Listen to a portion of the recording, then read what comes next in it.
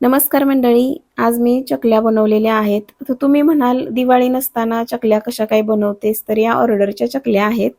आज मला 3 kilo चकल्यांची order आहे. दिवाळीला आपण तयार चकली किंवा चकली भाजणी दिली होती, त्याला रिस्पॉन्स खूप छान मिळाला होता. ज्यांनी आपल्याकडून चकली भाजणी घेतली किंवा तयार चकली घेतली त्यांना खूप आवडली आणि तेव्हापासून ऑर्डर कंटिन्यू सुरूच आहेत. पण प्रत्येक वेळेलाच व्हिडिओ बनवणं शक्य होत नाही, कारण ऑर्डर कंप्लीट करून ती द्यायची सुद्धा घाई असते.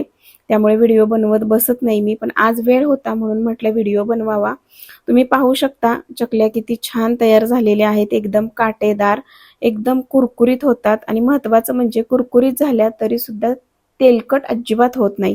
तुम्ही किती जरी चकली खाल्ली ना तरी सुद्धा छातीमध्ये जळजळ होत नाही, पित्ताचा त्रास होत नाही. त्यामुळे चकलीला भरपूर सारा रिस्पॉन्स आहे. त्याचबरोबर या ठिकाणी मला 2 किलो डिंक लाडूची सुद्धा ऑर्डर होती आणि 1 किलो रवा लाडूची ऑर्डर होती.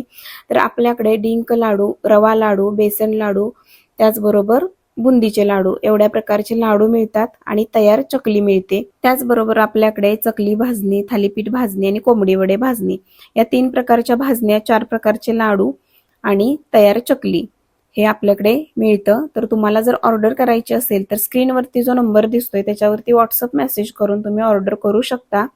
आजची ऑर्डर पूर्ण झालेली आहे आणि महत्त्वाची गोष्ट तुम्हाला सांगायचीच राहिली, जे थालीपीठ भाजणी आहे त्यामध्ये 12 ते 15 प्रकारचे कडधान्य वापरून ही भाजणी तयार केलेली आहे. एकदम पौष्टिक आहे, लहान मुलांसाठी तर खूप पौष्टिक आहे.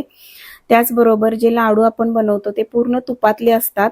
महत्त्वाची गोष्ट म्हणजे आपण जे पदार्थ बनवतो ते खूप हेल्दी आहेत आणि क्वालिटीत तर 1 नंबर आहे. तुम्ही आता चकली भाजणी घेतली तर त्याच्यामध्ये सगळ्या डाळी वापरतो. त्याचबरोबर जर थालीपीठ भाजणी घेतली तर थालीपीठ भाजणीमध्ये 10 ते 15 प्रकारचे कडधान्य वापरून ही थालीपीठ भाजणी बनवलेली असते. किंवा लाडू म्हणाल तर हे सर्व लाडू तुपातले असतात.